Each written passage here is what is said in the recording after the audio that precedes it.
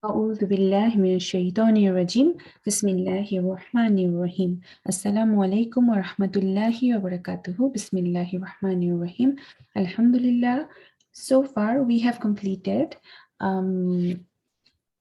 fall of Roman, birth of Islam, four rightly guided Khalifa, Umayyads, Abbasids, Vikings, Anglo-Saxons, Charlemagne, Norman conquest, 100 years of war, power of Pope and Christianity, Al-Andalus Golden Age. Now, today we will focus to the Crusaders and the Third Holy Land in Jerusalem.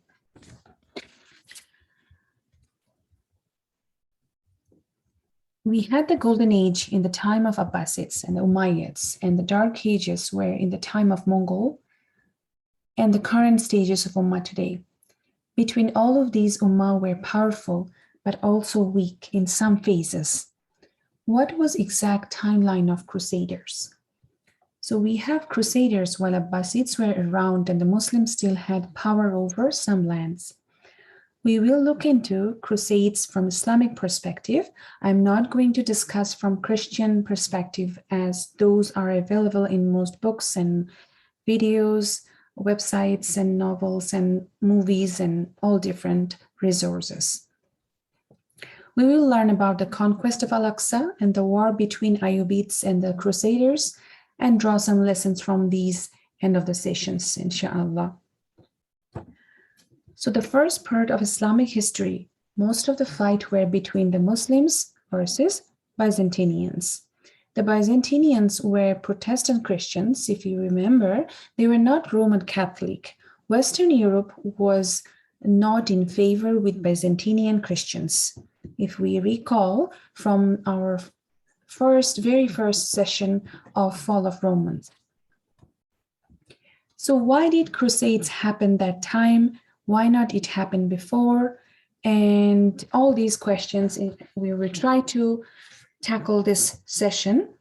So when 1071, the Seljuk Muslims won battle against the Byzantine Empire in Anatolia, the Byzantine emperor was terrified of this Muslim advancement.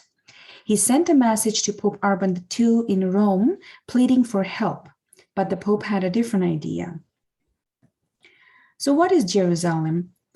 To the Muslims, Jerusalem is of great importance. It holds the Masjid al-Aqsa, the first Qibla to which Muslims prayed before Allah changed the Qibla to the Kaaba in Mecca. The Prophet Muhammad ﷺ's night journey, Isra al-Mi'raj, was also from Mecca to Al-Aqsa, where he led all the Allah's prophets in prayer, and then he went to heaven from Al-Aqsa.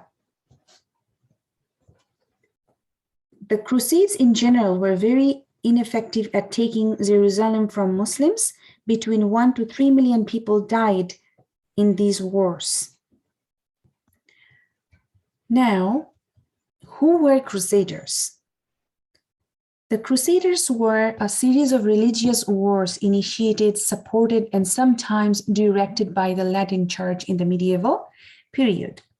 The best known of these crusades are those to the Holy Land in the period between 1095 and 1291 that were to liberate Jerusalem and its surrounding area from Islamic rule.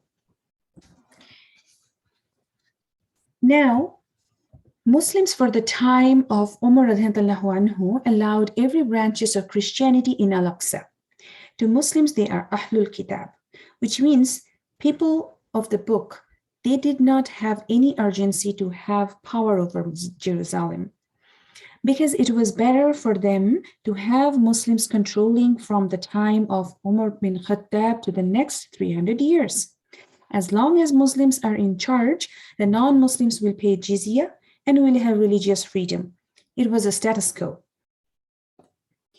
Now, Pope Urban II did not really care about helping Byzantine emperor. Jerusalem had been in Muslim hands since Umar bin al-Khattab's rule. The Pope wanted to take over Jerusalem and establish a Christian kingdom there under his rule. He decided to take action. He was willing to help Byzantine Emperor against the Muslim so he could conquer Jerusalem. Abbasids, after 200 years, they began to lose power. Each of their lands became a mini state and their own kings. That time, in Islamic world, two powers. One was Ismaili Shia, the Fatimids group. That group took over Egypt, began to oppress the Sunni majority. Their eyes were on Jerusalem too. The first ever Turkish empire was Seljuks. After the Seljuks took over Jerusalem, the Fatimids took over the Jerusalem. Now, Abbasids appointed governors from different ethnicity groups. Before Umayyads, during the time of Umayyads, they only used to appoint Arabs, especially Quraysh, to the governor position, to the leading position. However, when the Abbasids came, they appointed governors from different ethnicity groups. Seljuks were also appointed by the Abbasids. However, Seljuks took over those lands and built their own emperor.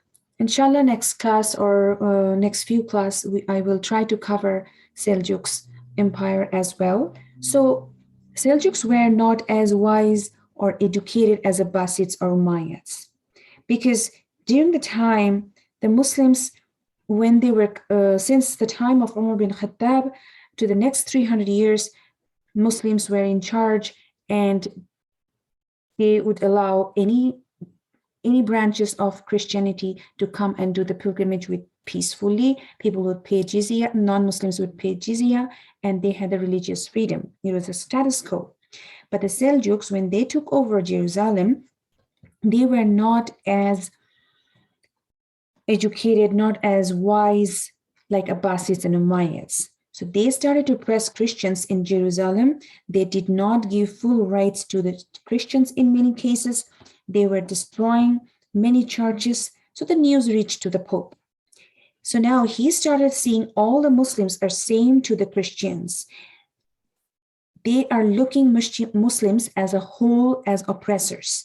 They did not distinguish that this was by Seljuks and later by Fatimids, the Ismaili Shia group, not the entire Muslim world. He did not care to realize the difference between the different sects of Muslims. So Pope Urban II did not really care about helping Byzantine, as I said.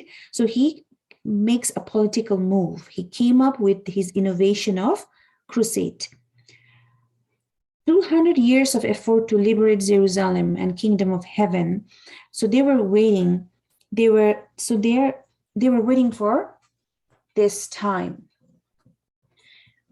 Now, in 1095, our Pope Urban II proclaimed the first crusade at the Council of Clermont. He encouraged military support for Byzantine Emperor Alexius I against the Seljuk Turks and called for an armed pilgrimage to Jerusalem. Pope Urban gave a speech in France to convince people that Christianity was under attack. He urged all European Christians to form a strong Christian army and head to Jerusalem to win back the Holy Land from Muslims.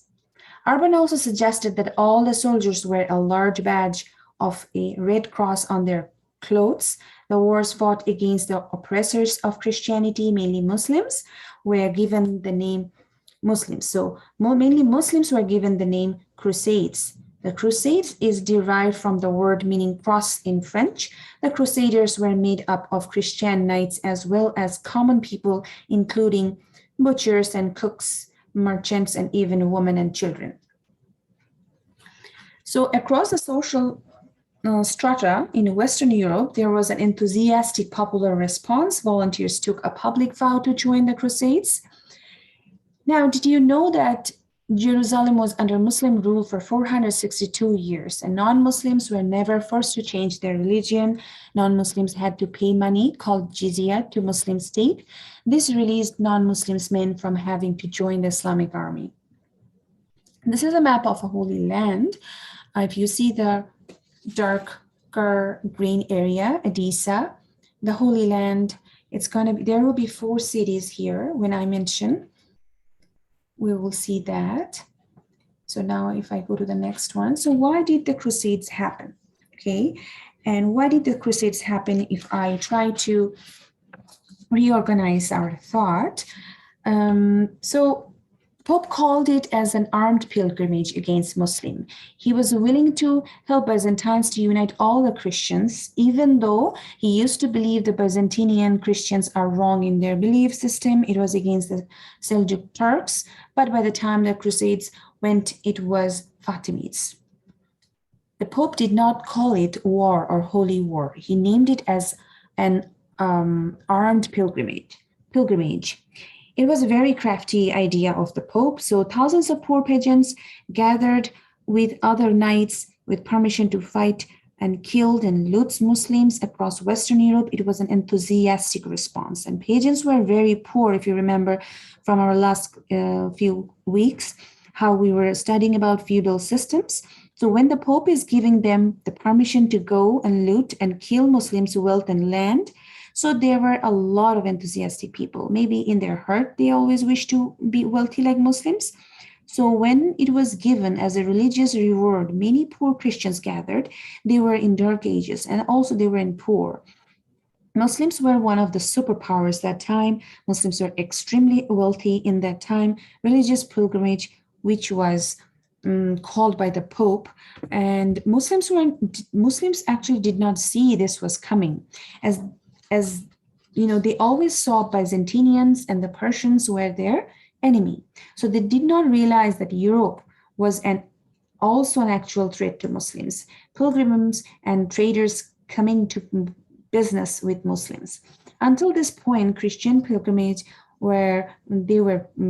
pilgrims were peaceful, and Muslims, they used to come for trading with the Muslims. So Muslims had no idea the Pope's concept of crusades or all armed pilgrimage. So they let their guard down. They did not thought of making their guards stronger in that area. Now, if we organize our thoughts one by one, first one, so the first crusader had a variety of motivation, including religious salvation, because the Pope promised forgiveness and paradise as a reward. To whom Christianity is truth, it lit up in them. It is like a courage type mentality. They viewed what they were doing is good, and they went for it. They lost the sense of justice. They lost the sense of good and bad. It's very terrifying when people get into such a jealous action from any kind of religious group.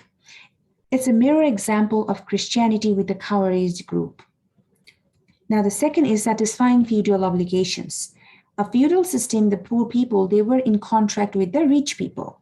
Now, they were in contract, like the sons of wealthy persons.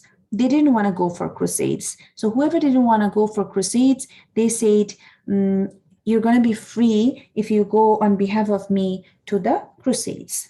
And people wanted to get out of that situation, those pigeons. So they wanted to come out of these contracts and they wanted to be free. So a lot of people went from that group, and opportunities for renown or opportunities to become famous. Even now, many video games have these characters of crusaders. A Muslim should never look for fame. We should only work for the sake of Allah. Because when the greed for fame is such, it gets into a Muslim's head or someone's head, it is such a dangerous thing that a person can do anything if they fall into this trap of fame. People who wanted to be famous, those people also went and took part in crusades.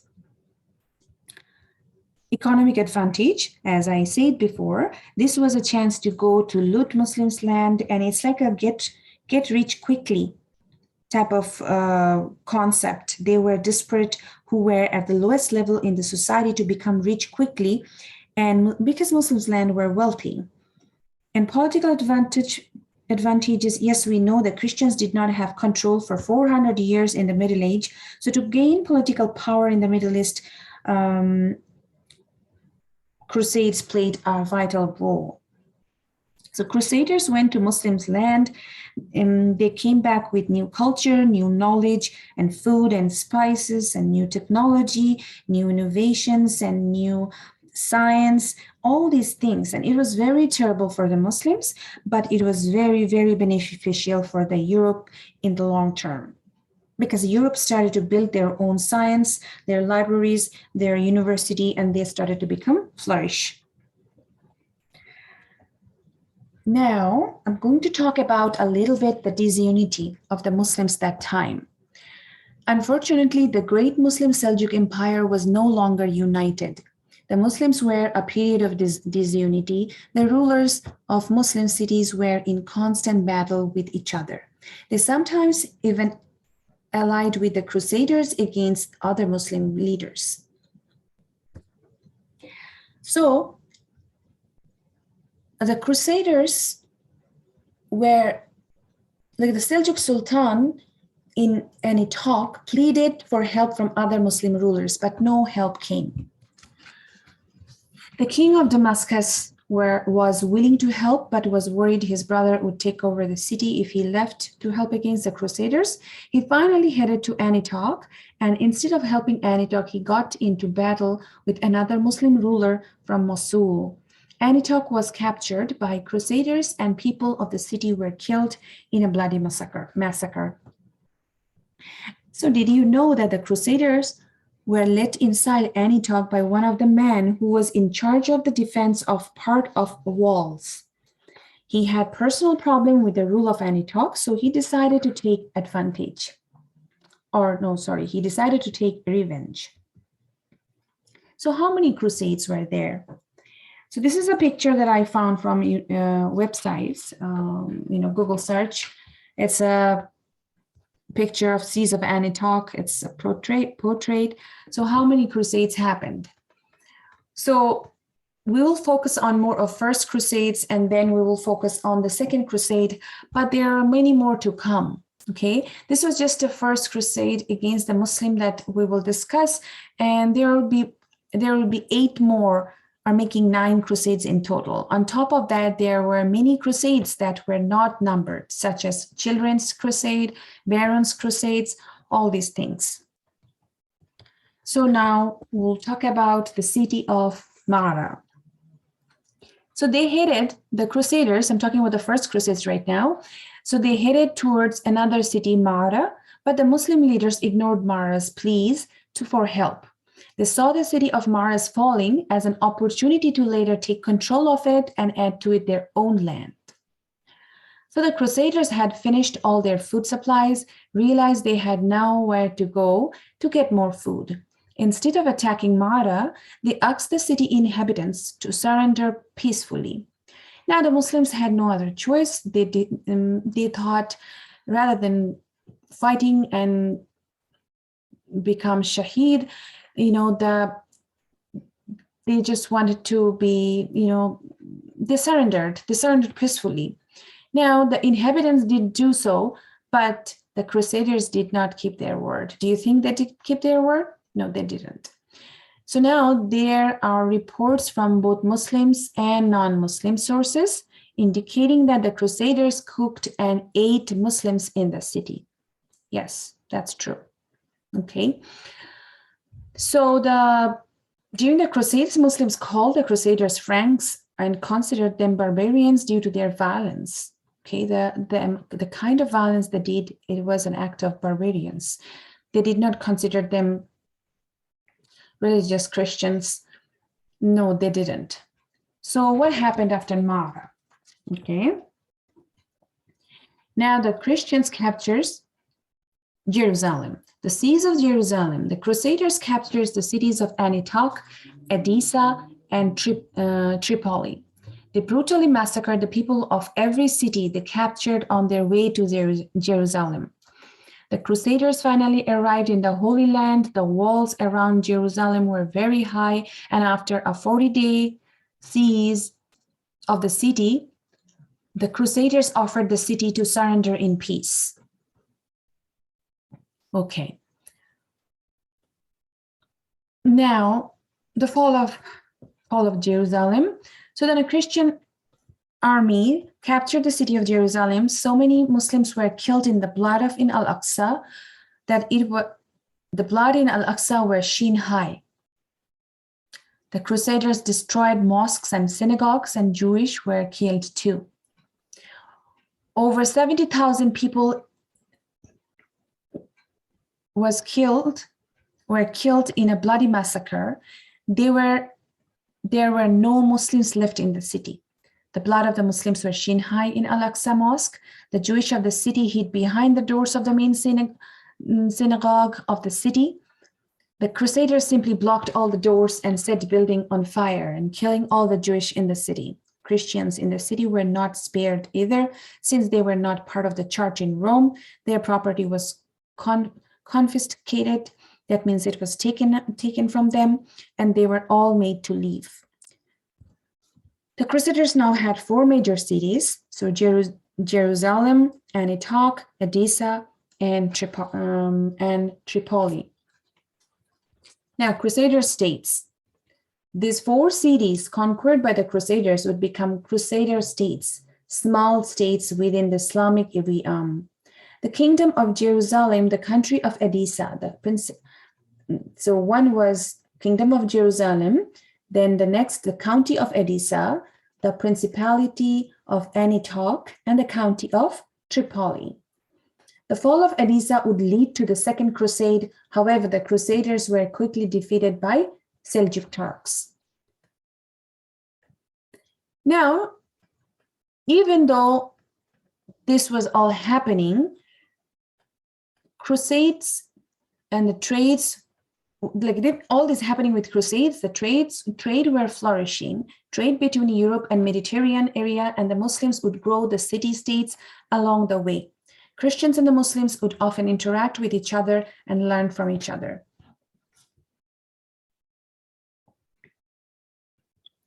So this is a picture of the county of Edessa, if you see the orange part, and the red one is Kingdom of Lesser Armenia, now Principality of Antioch, County of Tripoli is the green portion, and then Kingdom of Jerusalem is this red and the green area, red and the pink area in this area, okay? So these are the area where the Crusader states among the Muslim realm all over around them. So this is just visualize this idea picture this to understand the situation, what was going on there. Now, the disunity of the Muslims. So we had Fatimids in Egypt, the Ismaili Shia. Just remember this, Abbasids, the Abbasids in Syria or Damascus. Umayyads, that time Umayyads were in Spain and Andalus, and Seljuks were from the Turks. They were there.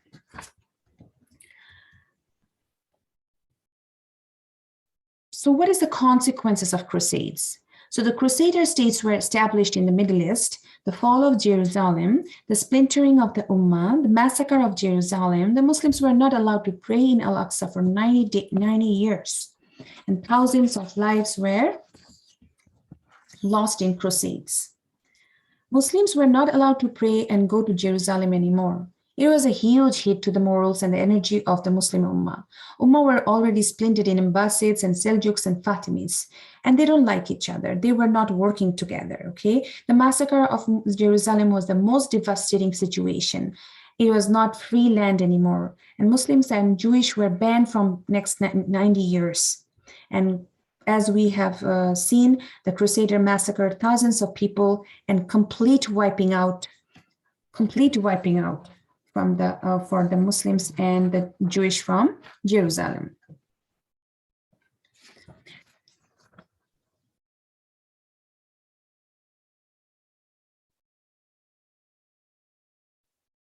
Now, if we talk about that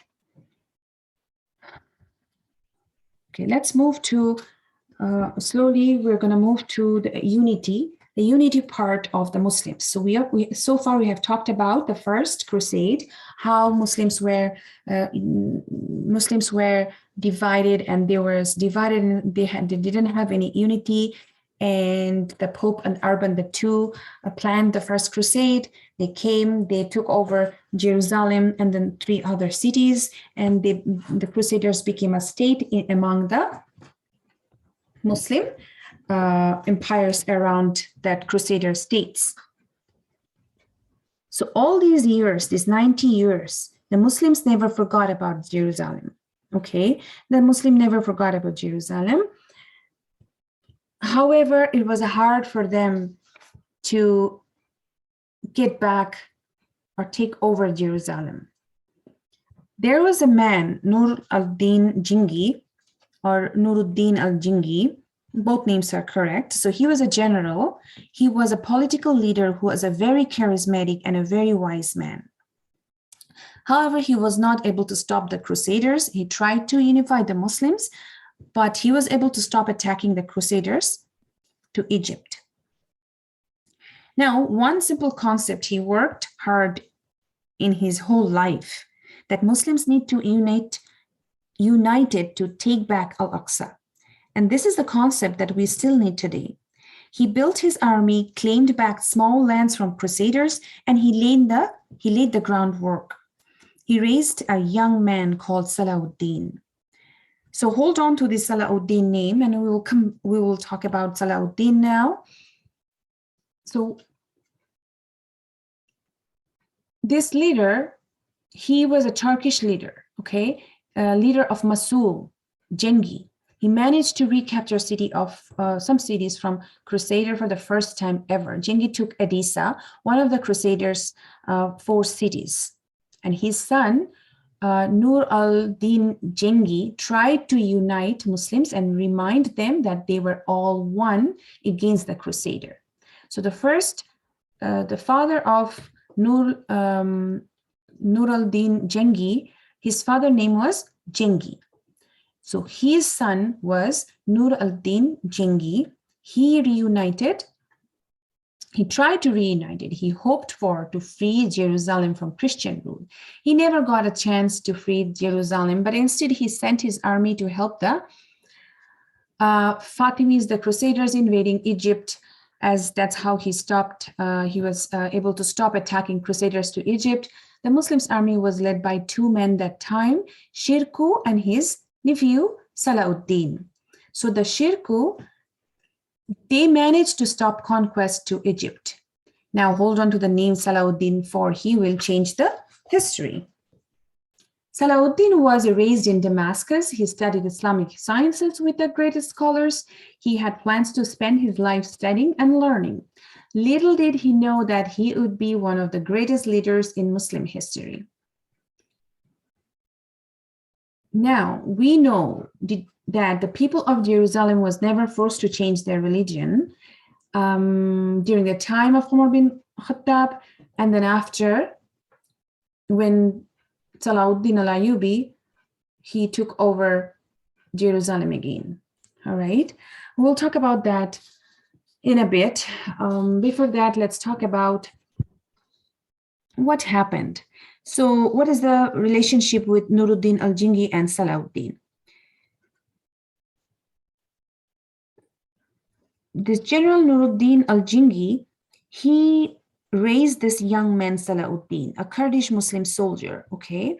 And now Nuruddin noticed that something special in Salah-ad Din. So he mentored him. He guides him, because he saw the potential, and we see this in the history oftentimes. And the Nuruddin did not become jealous with Salah-ad Din. And Salah-ad Din was a descendant of Al-Ayyubi, so that's why he was called Salah-ad Din Al-Ayyubi. He was more popular than Nuruddin, so Salah-ad Din was sent to So Nuruddin mentored and raised Salah-ad-Din to be the next military leader of the region, and Salah-ad-Din grew more influential and then more popular than Nuruddin, almost causing a civil war between them. So why the civil war caused? Because, well, it didn't actually happen. It was almost happening. When Salah-ad-Din was sent by Nuruddin to the Fatimids in Egypt and offered to be reunited, because Nuruddin helped the Fatimids from the Crusaders, right? So now he's trying to reunite. So he sent Salah-ad-Din to the Fatimids. However, Salah-ad-Din became the governor of Egypt.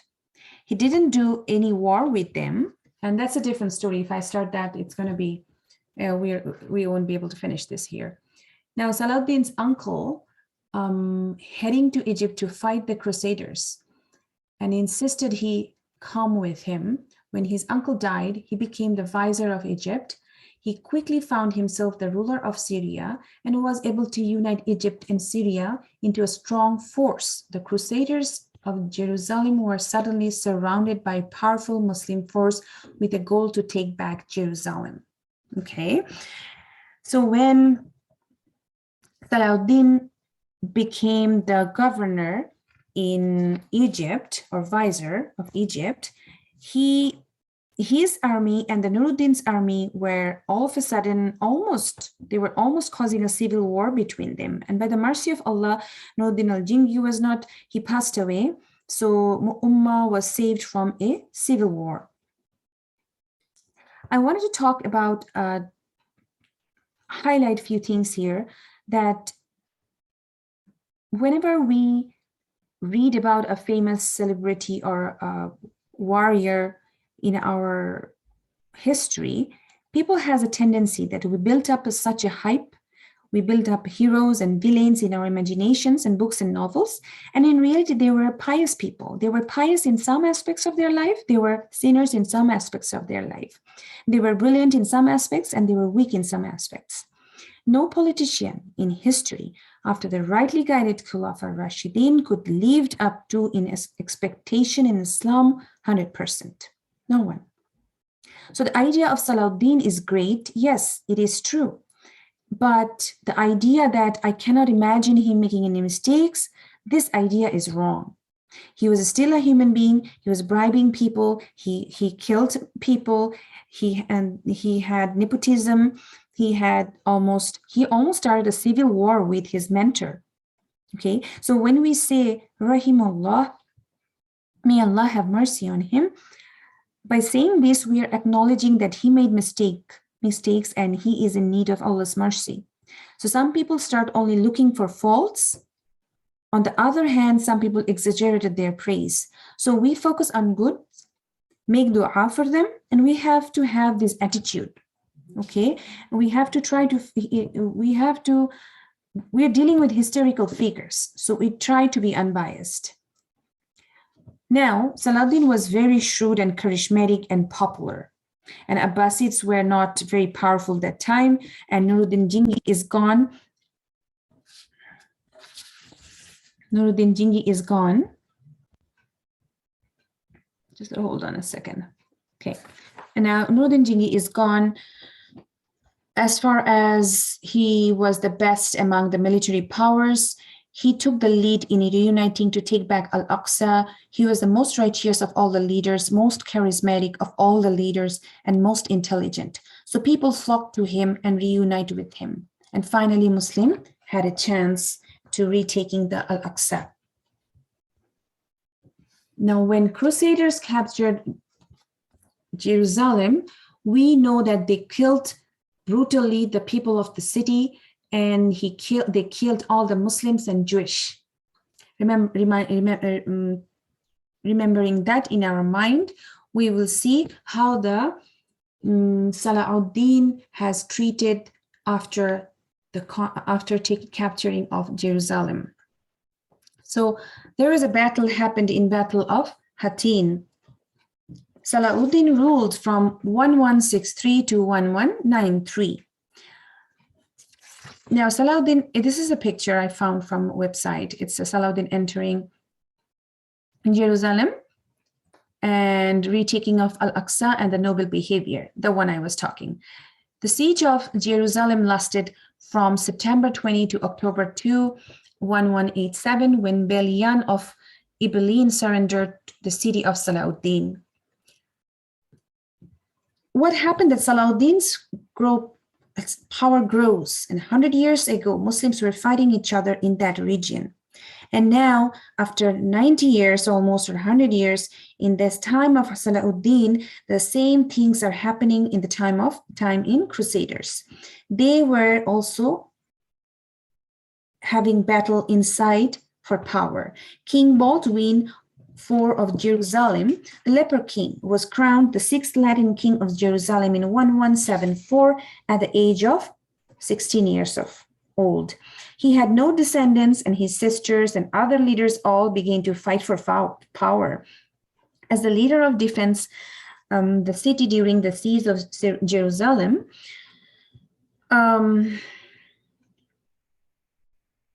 Balian, he surrendered actually to Salah-ad Din. And now the Al-Aqsa was liberated, 1187. So although the siege was a long, bloody war, the actual conquest was surprisingly very peaceful. Because Salah-ad Din took his army in the battlefield, the Crusaders sent all their force. No one was left in Jerusalem, and they were lost. Now, Balian was one of the nobles. He asked Salah-ad Din for permission to return through the lines of Jerusalem to escort his wife and his children to Tripoli, and Salah-ad Din allowed this to happen, provided that Balian left the city and took an oath that he will never raise arms against him. However, even though Balian wanted to give up Crusaders and wanted to go back to his wife and the children in Tripoli, the king banned him from going back. Now, when Salah-ad-Din seized Jerusalem for months, the Balian was inside that Jerusalem, and they were having a discussions. So the Salah-ad-Din had a discussions with him, negotiating with him during the time of siege, and finally they gave up. Okay, so finally Muslims took over the Jerusalem. So remember how they were treated, the Muslims and Jewish. However, someone like Salah-ad Din who take Islam seriously, he wanted to emulate the Sunnah of Rasulullah sallallahu alaihi wasallam. As Rasulullah sallallahu alaihi wasallam forgives people in Mecca after conquering Mecca, Salah-ad Din did the same thing. He wanted to follow the footsteps of Umar ibn al-Khattab radhiyallahu anhu. So he did not massacre people, instead allowed people to take their belongings and safely leave Jerusalem to Christian land. And Christian holy places were protected, and safe pilgrimage to them was allowed. His noble behavior made him well respected throughout Europe. So the Jerusalem was under Muslim rule for 462 years. So he became a legendary, even non-Muslims, due to his mercy and tolerance. So now the Crusaders were not always united. One of the Crusader armies that was supposed to go to the Jerusalem stopped in Christian Constantinople instead and attacked. And they wanted to steal their treasures. Because the loss of Jerusalem shook all of Europe. Kings and nobles formed a huge army to fight the Muslims and win back Jerusalem. Their efforts failed, and the Crusaders never formed a real threat to Muslims again. The Crusaders negotiated for Christians to be able to visit Jerusalem, and which was already permitted by the time.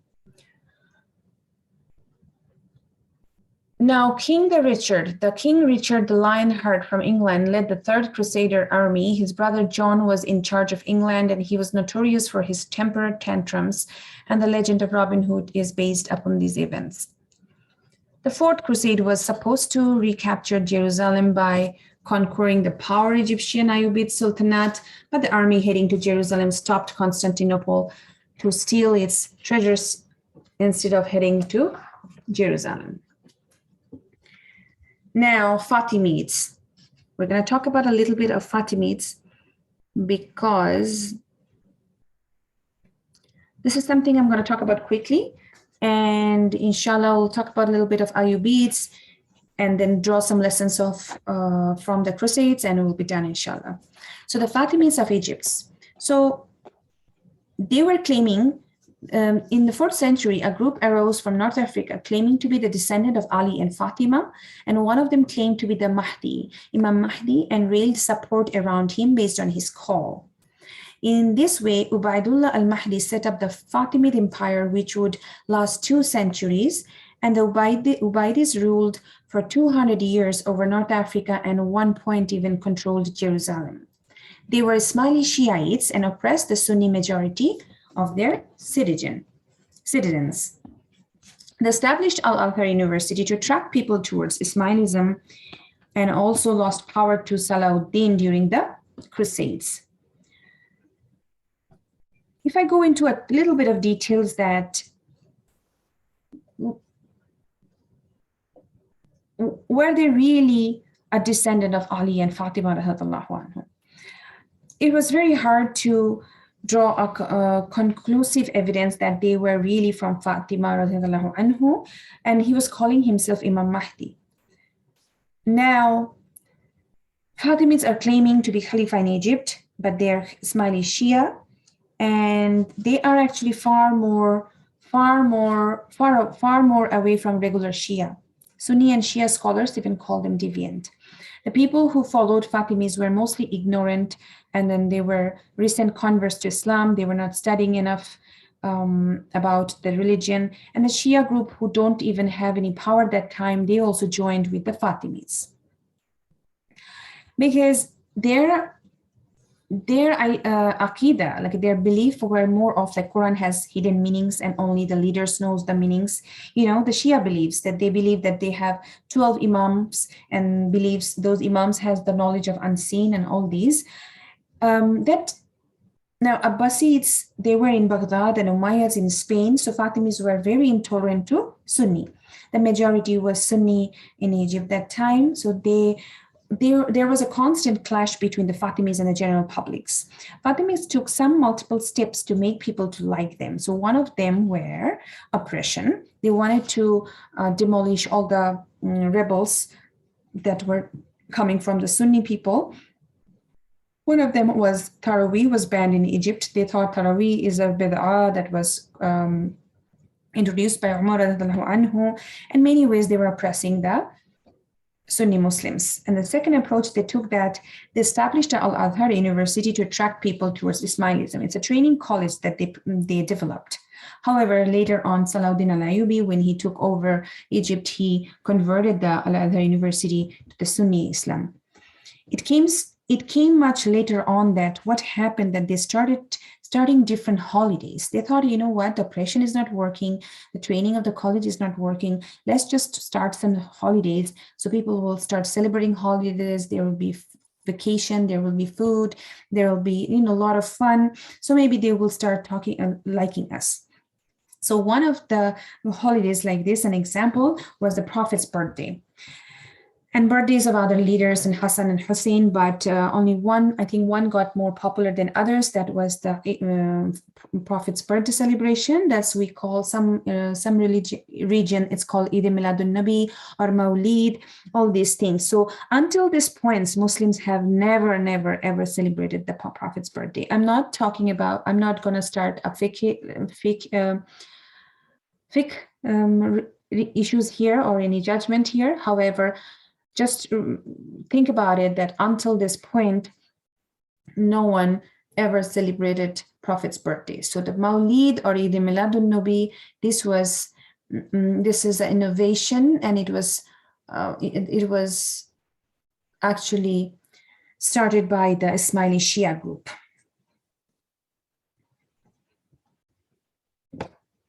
Now, when the last Fatimid died, Salah-ad-Din took over Egypt and became the most powerful man that he claimed to be the governor under Abbasids. So he never claimed to be Khalifa by himself. Salah-ad-Din never claimed to be Khalifa by himself. He always called himself that he was a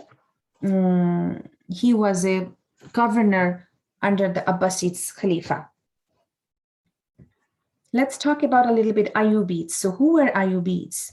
Ayyubi Empire, they were the descendants of Salah-ad-Din, became known as the Ayyubis. They ruled Egypt and the surrounding areas for around a century. They ruled as a governor serving the Abbasids, but were more powerful than actually Abbasids. The bulk of their rule focused on jihad against the Crusaders. The Mongol invasions caused their empire to crumble. And their slaves, the Mamluks, took over and defeated the Mongols and starting the Mamluk Empire. So I haven't covered the Mamluks Empire. I haven't covered the Seljuks Empire. I will do these in later classes. But just to now, I will take this opportunity to talk about a little bit about the slavery in Islam and later Crusaders. Okay, so let's just go quickly with later Crusades. The Crusades continued to pester the Muslims and try to expand into Muslim territories. Wars between the Crusades and the Muslims later lasted for centuries. The Ayyubis, the Mamluks, the Seljuks, the Ottomans all fought against Crusaders. So all had a common enemy, Crusaders, until the Mongols came. But the Crusaders never gained real power in Middle East again after the reconquest of Jerusalem by Salah-ad-Din al-Ayyubi. The Europeans benefited from the Crusades as it exposed them to Muslim technology, culture, and ideas. In 1492, the Andalus fell into the Crusaders, and Islam was eliminated from the Southern Europe. So when we took the lesson Al-Andalus, if you remember that we had the session, we had the all this, we covered all this. So now I'm going to take this opportunity to talk about a little bit of the slavery. Why? Because it's a very touchy topic, and as we always think of slavery as something oppressive and barbaric, because we are always seeing slavery from the modern world lens, and we see always slavery in African American and white, right? That was the worst form of slavery. It went in such a point that the world got so disgusted about the idea of slavery of Black people, so people owning people, and so the world got rid of the system of slavery. So now the modern world perspective, when we read the Middle Age and we see the bulk of the history in the Middle Age had the history of slavery, we feel a very ethical dilemma as in young Muslims or a regular Muslims, because Quran and Sunnah did not prohibit slavery. So what kind of slavery in Islam had, and how where the slaves were treated in Islam? Because in Islam, Quran and Sunnah, it was discouraged. It was so discouraged, and it was considered to free a slave as a very great reward. It was considered as a very good deeds. What Islam really did, it came with a series of clauses to humanize the slavery. I'm going to say again. What Islam really did, it came with a series of clauses or conditions to humanize of slavery. So in Islam, you can only be slave by born into a slave parent's home or by prisoner of war. If one of your parents becomes a free person, then you will be free too.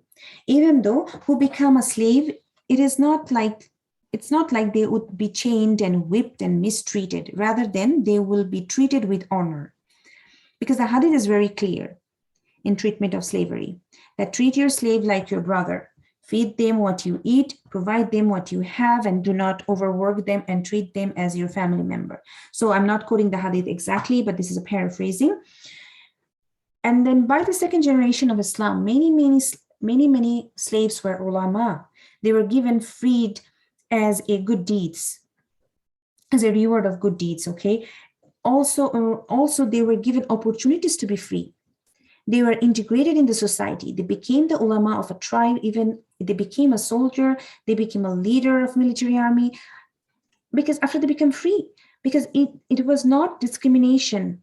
There was no discrimination based on race or based on color. We will see how slaves were given high ranks when we get into chance to study the Ottomans. And same with Abbasids. So Mamluks, it was a group of slaves Mamluks empire was a group of slaves, one after other, various portions of the Muslim world. So the Ayyubids were overthrown by the Mamluks because the Ayyubids were lost with the Mongols. Okay, inshallah, I will cover Mamluks later on. You will see that they have a high class of slaves. They were very strong. They had a very strong resume. They were leading soldiers in politics. So when they were like more than one Mamluks empire, Mamluks actually initially sultans. Anyway, let's move on to the next slide. We are almost done. So we're gonna draw some lessons from Crusades era. So religious fanatism can happen in any time in the world, from any kind of religious, it doesn't matter what religion, okay? The disunity of Ummah always causes our downfall. Because every time when Muslims were fighting, the others were invading the Muslims and taking over. And solution requires strategy plus spiritual revival, okay? Because it is very, so if I go to the first topic, it is very dangerous. Because atheists have the idea that if there is no religion, there will be no war, okay? But that's not true. Even with atheism, they started to have a movement and almost wanted to have a civil war. Anyway, if religion practiced properly, then there should not be war like this, because every religion has this kind of fanatic group, and it is really up to. Now, the second point, the disunity of Ummah always causes our downfall, and the third point, solution. So the solution requires strategy plus spiritual revival. It is up to the Ummah to raise good leaders. Allah has humbled us over and over. He took Al-Aqsa from us twice. So we need to work on our piety, on our good deeds, on our knowledge. At the same time, we need to nurture our leadership skills in every aspect of life. We need to try our best to excel whatever we are good at. We need to push ourselves. We can set the bar low for us.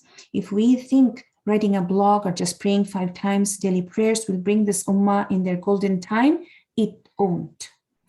We need both hand in hand, and we need to think outside of the box. Strong leadership is necessary for solving political problems, and even the holy lands can be taken away from us if we fail our mission.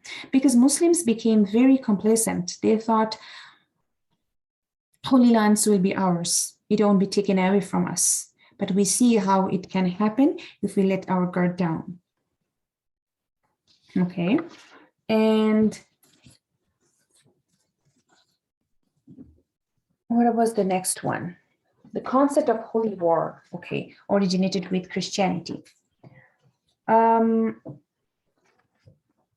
Yes, I think I need to explain that a little bit, because sometimes the Muslims are blamed for the word holy war and we become very defensive. We really need to have some clear idea about what actually this means. So before we go into, we have to understand that Crusaders were they became a main pain in the side of the Muslims next 300 to 400 years until the colonization. As we see, the Crusaders were replaced by colonization in the later world. And any empire you study in that time, they were in jihad with Crusaders, and every generation of Christianity were able to produce this kind of jealous people who joined the Crusades. And this was the common enemy until the Mongols came. Now, the concept of holy war. Christianity actually used this word holy war. It is nothing to do with jihad. And they are the one who innovated this word and went into Muslim lands. They killed thousands of Muslims and Jewish and loot their wealth. And jihad is a war of sake of Allah to establish truth and justice. Give people their rights, allow people their religious freedom. That is the result of jihad. So the people can learn about Islam in peaceful manner if they want to. When these days Muslims are attacked that jihad is a holy war, we need to have this concept clear. It is never being forcing people into Islam. Okay, we should not be ashamed about this word, because these days some actions of some people are very fanatic and ISIS. These doesn't represent Islam. They are ignorant, they are jahiliyyah, they are the worst among us. So this holy word, this word has absolutely nothing to do with Islam. So in the meantime, the Seljuks saw 1071 Seljuk Turk defeat the Byzantine at the Battle of Manzikert. Okay, and then the army takes Jerusalem from Fatimids, and then Viking raids in 1100 years. I just listed some of the major events going on at the same time around the world. The Salah-ad Din takes back Jerusalem at 1187. 1206, the sultans of Delhi started to rule northern India. 1215, the King John signs Magna Carta following civil war in England. So we have taken these lessons, Magna Carta and all these a couple of weeks before. So Salah-ad-Din and Ayyubi took over the Jerusalem in Second Crusade before the Magna Carta was signed. 1230, the Sukhothai Kingdom is created in Thailand, and 1260, the Kublai Khan elected Great Khan. 1260, Mamluk stopped Mongol invasion. Sorry, there is a typo here. So 1275, the Marco Polo visited China, and 1290, Osman starts to build the Ottoman Empire. I hope you found this beneficial, and may Allah subhanahu wa ta'ala accept it from all of us. And thank you so much. And assalamu alaikum wa rahmatullahi wa barakatuh.